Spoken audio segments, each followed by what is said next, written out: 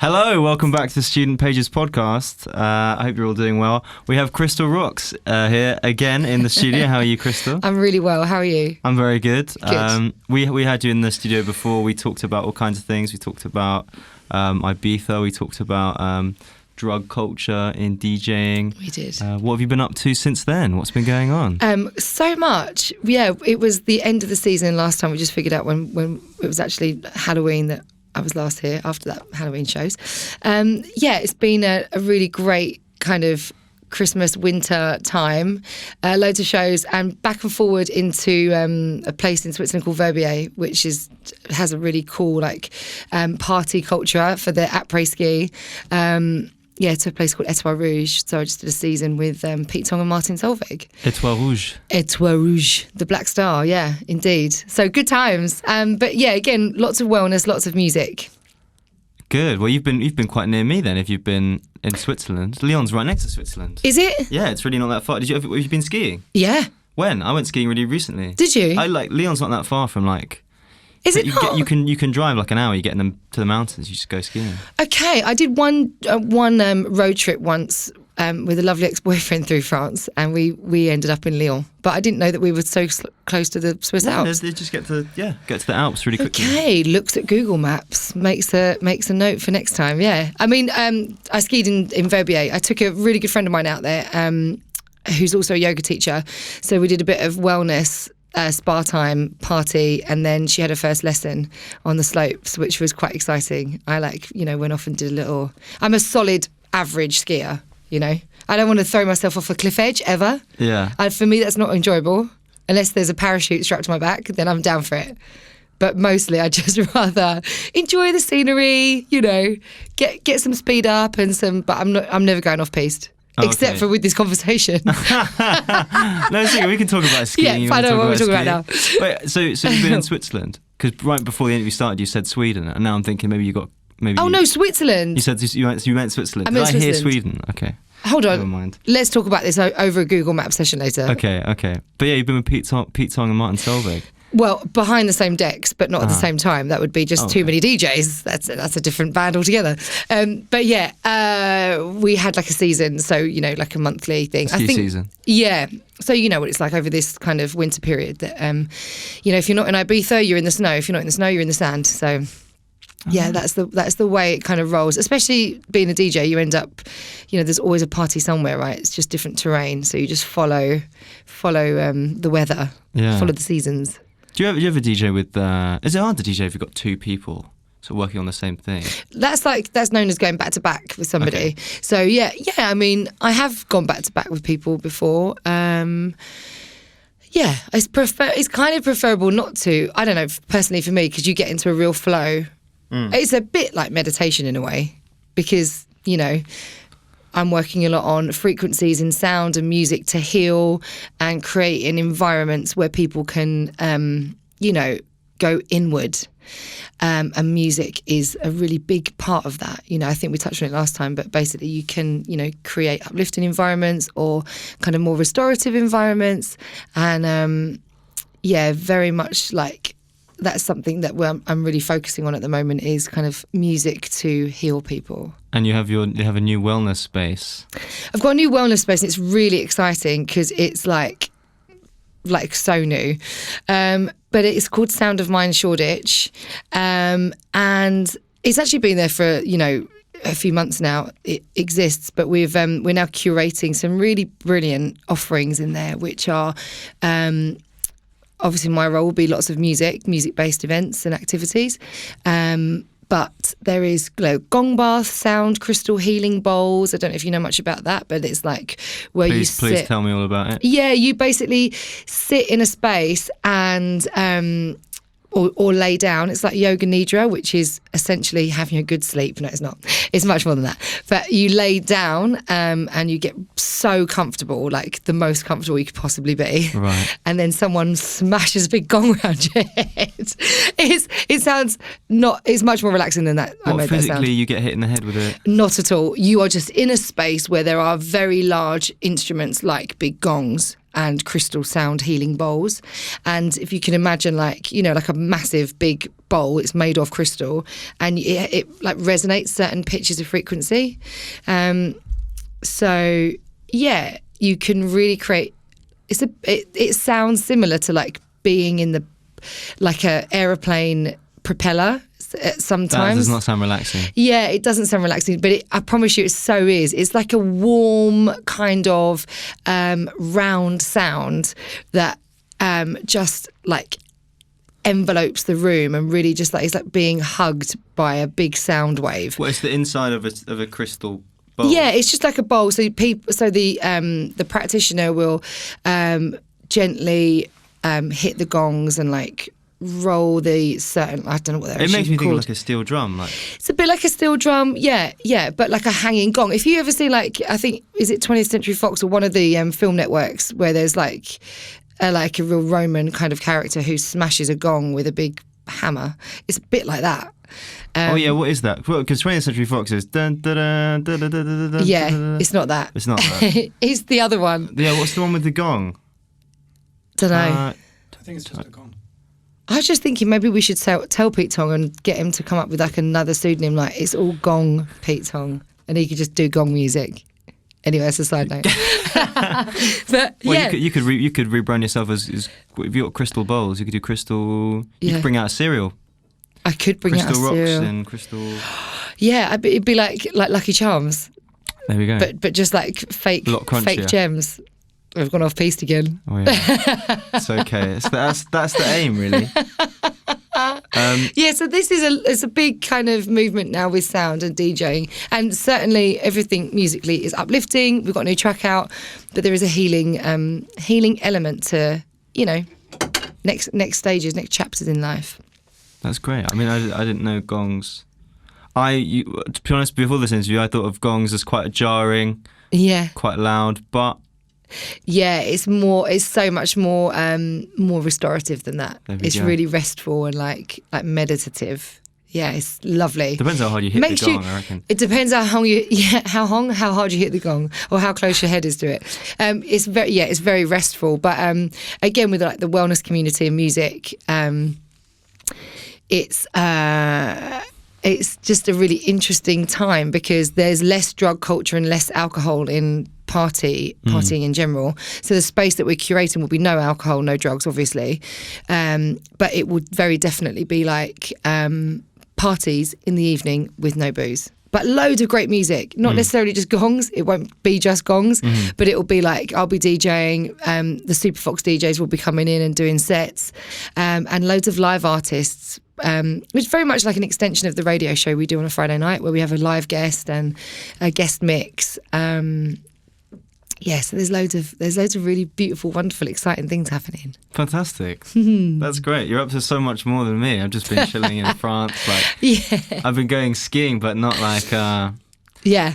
not because I need to be there, not because I'm doing anything. Anyway. Well, that's fine. That's life. You listen. When I was your age, I was doing the same, and then you find you get really tired, but you still love music. So what can I do? Well, do you ever have like nights off or something? What do you do? What do you do on a night off? I do. Yeah, gosh, yeah. I go to. I go listen go to clubbing? music. No, not clubbing, but I'm trying not to drink at all at the moment, just to really, really kind of get involved in music properly, like really be so conscious while I'm consuming music and like nightlife culture, which is not always easy. Certainly not in Verbier, when you get like, litres of champagne thrown your way. It's a lovely problem to have, but hard to avoid.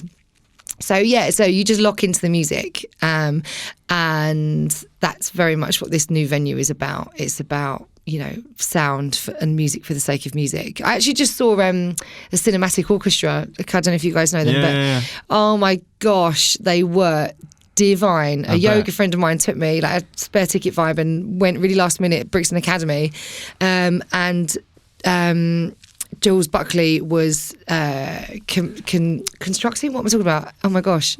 It was his orchestra. He was conducting the orchestra, for goodness sake. He was a conductor, obviously. And so there was a whole orchestra, and there was certainly drum machines and electronic sound, live artists, live sax, live drums, live vocals, and then a projection on the whole of the back wall of the Brixton Academy on stage. Of a miniature set, that there was a camera and there was this guy, doing almost kaleidoscopic projection on the back screen and text and word, and it was phenomenal. It was being I said envelope earlier, I meant enveloped, I think. Enveloped in the environment, really immersive. And that's totally what I see for the future of kind of nightlife. You want as much stimulation as possible if you don't have any alcohol, So it really matters what you do. You can't just fluff anything. It's got to be really meaningful, like the nights you curate. So watch this space, because it's going to be it's plentiful. It seems like you're up to so much all the time. I am, yeah. Do you how long have you yourself been clubbing for? Like, did you ever have like a fake ID when you were younger? I definitely had a fake ID when I was in Romford. Yeah, big up the Romford crew. Do you have fiction?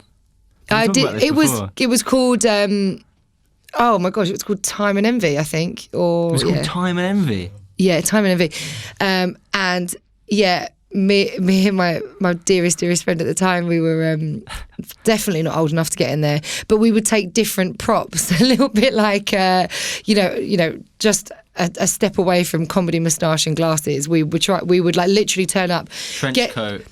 We'd get turned away, and then we'd run to the back of the queue, and then either take a layer off or put another layer on and put on a pair of glasses, change our hairdo. Oh yeah, we fully went in, and then they would almost always let us in. Really? If they didn't, we'd go back to her. She used to have a little God, I forgot the name of the car, but when you name your car. Yeah. And she could drive before I could drive. I was a very late developing girl. I was considering how I am now, I was very afraid of the world. Okay. Until I moved out of Essex and got into London and just went for it. Uh-huh. She used to we used to go back to her car, which was plentiful on the back seat of Disney characters and all sorts of stuffed toys and Furbies. Furbies were a thing at the time. And we'd just listen to Whitney Houston's album back to back and sing at the top of our voice in the car park. Brilliant. Yeah. So, and to be fair, given half the chance, I'd still do that now. Fantastic. Yeah, I would. Do you have any... It's so funny that you've gone from that to obviously being a DJ and working like in clubs and being very close to that kind of world. Yeah. Like now you must be friends with loads of bouncers. No. No? That's not. Yeah. Yes. I'm very chatty, as you've probably seen. You've probably noticed. So yeah. I think that would be so cool to have a bouncer as a friend. If anyone does you wrong, you could be like, do you know how many bouncers I know? Yeah. Oh yeah. I mean, that's Essex though. I got a couple of mates who send the boys down. You know what I mean? No, I'm joking. I do actually. When I went to Verbier the other day, I passed one of the other clubs. It's called Farm Club, and a very lovely bouncer who used to be the bouncer of the place that I first played was on the street. Jean Noel said hello, had a chat. It was really lovely. Yeah. Yes is the answer. Is the short answer. You do have loads of friends. I know. Yeah, and also like toilet attendants and oh, yeah? like I don't know. You just doesn't matter where you are in the world. Like there are beautiful, good people everywhere. If you can be present enough to notice them, and it doesn't matter whether you're cleaning the loos or the DJ. There's so many lovely people out there. So. Yeah, there's a really lovely toilet attendant in Soho that I always have a little chat with, and it's random, but yeah, she's lovely. Great. Do you have any embarrassing stories from DJing? Oh my God. I just said I talked to the toilet attendant for ages. No, but that's not embarrassing. What other embarrassing things? No. God, of course. So many. Where would we start? Which ones could I actually say? All of them. You could say all of them. Any embarrassing stories? I mean, let's keep it DJ related or music related at least. I introduced... start saying this stuff and then I don't know why I say it. I'm just the first thing that comes to mind. I introduced... It's not even that bad, but Mel C was DJing for my Superfox show in Ibiza. She's an incredible DJ. She's so good. And I introduced her as Mel B. And I didn't know I did it either. And I don't know why I did it. I'm actually not sure I did. But all my friends at the end were like, do you know that you introduced her as Mel B? And I was like, it was a very highly stressed environment, and it was a huge deal, you know. So it's likely that I might have fluffed it. But, you know, she took no offence gladly. So, yeah. But that's just one of many very embarrassing stories that include all sorts of stuff. Yeah. I remember one time I was at one of those like awful like student nights that they sell you like within your first week of getting to uni. You like, get the wristband or whatever. I think it was fabric actually. It was like, but normally it was like to get into fabric you have to be like a little bit older, but they were letting students in or something. So I was like, yeah, do a student night. So I was like, oh yeah, we'll go. And then the whole night everyone was like, oh yeah, apparently Stormzy's coming. Apparently Stormzy's coming to do a set. And I was like, really? And he was like, yeah, Stormzy's coming. And then the guy, the DJ who was playing was like, do you guys like Stormzy? And everyone was like, yeah. He was like, you guys love Stormzy's music? Like he was trying to build it up. And we were like, yeah. And he goes, well, welcome to the decks. Stormzy's DJ, and everyone was like, "What?" He would have been amazing. He would have. Well, he was good, but everyone was like, "Who? I don't know who Stormzy's DJ is." Yeah, like, that was in Fabric. Yeah. Yeah, he did an incredible show in Box Park in Croydon not long ago, and Stormzy's DJ. Or Stormzy. And Stormzy. I'm sure Stormzy's DJ was there as well. Normally they're together. Yeah. They actually did an incredible show last year in Ibiza Roxx, which is where we had our residency. And he flew from Glastonbury, from that incredible show in Glastonbury. He flew straight to Ibiza Roxx. Oh, wow. And it was a mad show. Do you know any your friends with rappers? My friends with rappers. Not especially. It's actually not my bag at all. I really like I'm not into the genre of music at all, but I mean, I'm not like 90s rap. Yeah. I was thinking about it the other day. If you're going to work out, like I did a workout yesterday, this HIIT class, and rap music is so good for that. It's like, because you just want to punch someone. So it's a great opportunity to like, you know, really like let loose, but not especially. I don't think so. I met a couple of artists through Ibiza Roxx that were cool, but yeah, not especially my bag. The DJs just chill with the DJs. No. Oh no. And the toilet attendants. And the toilet attendants, yeah. No, everyone's hanging out with everyone. Oh, but I'm more like, what am I more like? House, disco, dance music. You know, like Fatboy Slim, Carl Cox, Groove Armada, Basement Jaxx. Those kinds of artists are like my ultimate, you know, David Guetta, that kind of vibe. Big kind of, and I'm working a lot of music at the minute that is kind of in the same vein as that, like, because I songwrite and sing. Yeah. And obviously I can make beats, but I would work with an engineer to like fully compose a record. And yeah, so it's really exciting because a lot of the songs that I'd written that I just were for pleasure, because that's how you get into anything. Hopefully that's how we get into most things that we do, is because we find them enjoyable, right? So I've always songwritten and sung, so now I'm able to put that into a lot of the records, which is really exciting. That's great. Yeah. Do you reckon you'll still be playing the same kind of music when, I don't know, in 10 years time, 20 years time? I reckon there'll be reworks and revamps of everything, but you know, if I can keep getting in like Crystal Waters, those kinds of records, oh my gosh, yeah. I mean, anything from like, there's certain like Right Here Right Now, Fatboy Slim is like, you know, there's certain records that you'll play forever that will outlast all of us, but that will just keep being revamped. That's the nature of, you know, a lot of musicians now, I mean, there's so much sample work in you know, pop music, dance music, house music now, and I mean, totally across the board, you know, and it's a case of like being moved by a piece of music, it might be from the 60s or 70s, and then how you can take elements of that and make them your own and give them a new lease of life, which is like, there's some records that do that so brilliantly. I can't think of the record that I listened to the other day in Switzerland, and I thought, I love that original so much, and the fact that I can be in the club and still enjoy that record without it being the original, yeah, it's really cool. Gold Digger, Kanye West. Gold Digger, Kanye West, a prime example.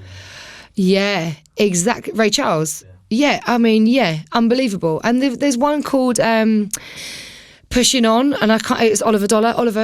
It's Oliver Dollar, Pushing On, and that came out a couple of years ago, maybe even more than that now. But that's an old soul record, you know. I love it. It's just brilliant. And also, as I've got older as well, it's nice when you can like I listen to a lot of music with my dad. He's like big into Spotify. He just thinks it's unbelievable, which you can imagine. Like, I remember having to really crate dig or look for like white label records. We used to have a shop in Billericay where I moved to after I lived in Romford. I was born in Romford, grew up in Billericay, and there was a record shop called Slip Discs, which is still there now, but is now like a coffee shop as well as. It didn't used to be a coffee shop. We didn't need that much coffee back in the day. Now we need so much coffee. Yeah, it was called Slip Discs, and me and my friend, same friend who used to sit in at the back of it was a Mini Micra. A Micra, can't remember her car anyway, where we used to listen to Whitney when we would get into the club. We would go into Slip Discs and go through records, and the process of that, I actually really miss it. Like, I really miss like finding those songs that, you know, I mean, Spotify is incredible. Please playlist my song. Please playlist my song. But outside of that, you know, I think there's a very real correlation between effort and passion, and, you know, like, it's a balance. If you've got to put a bit of effort into finding a record, I think that might make you love it even more sometimes. You know, there's a bigger win when you find something that you love. You definitely can't find everything on Spotify as well. I mean, yeah, I know people who they'll go to record shops and find like weird offcuts and things. Yeah, that's a carpet shop, I think. Not joking. If you're going to go for offcuts, sorry, I meant carpets. I meant carpets. I was thinking of carpets. Were you thinking of? Right. I thought we were talking about carpets. Yeah. That is actually what I do. I'm a painter and decorator. Fantastic. Yeah. Actually, have done up houses back in the day, pretty badly, but of course. Yeah. Oh, I can't done up houses. That's again. That sounds like a DJ thing. Like.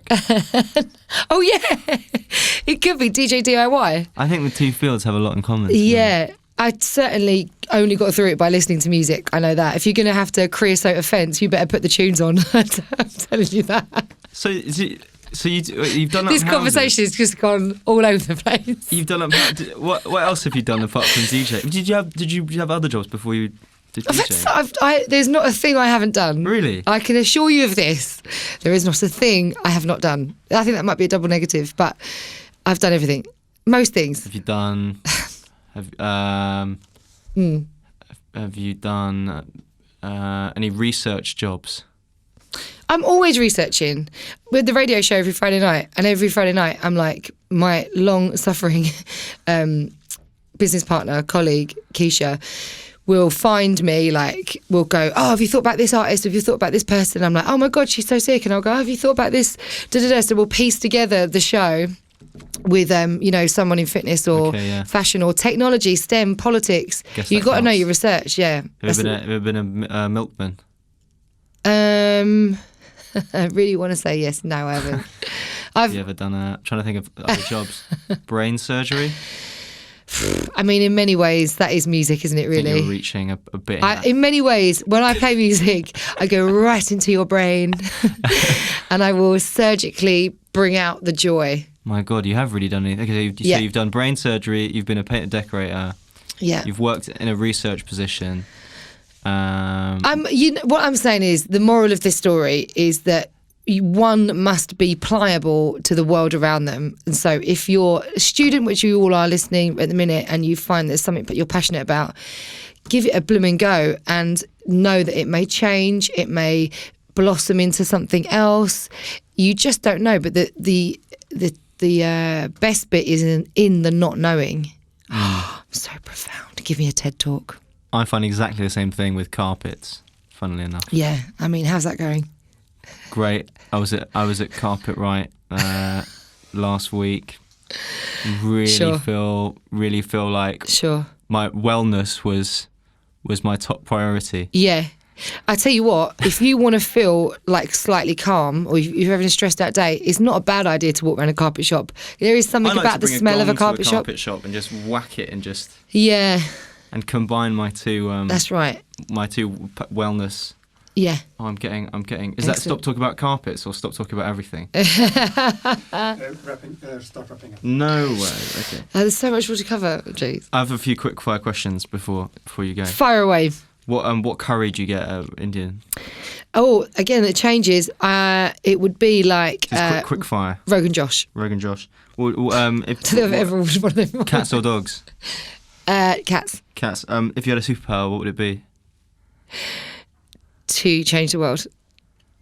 To oh my god, it would be to bring the temperature of the planet down. Oh, there we go. That's a good one. Yeah, there you go. That's a good one. Fantastic. Well, that is a brilliant note to end on. Climate change. Thanks so much for listening. Make sure you use energy sparingly and stay well and save the planet. And thanks so much. And very quickly, go on. I've got a record out on Friday. Can everyone stream it? Of course. And go stream Krystal's track, which is out on Friday. It's called Pump Up the Jam. Yeah, you're going to love it. Thanks so much, guys. Next time.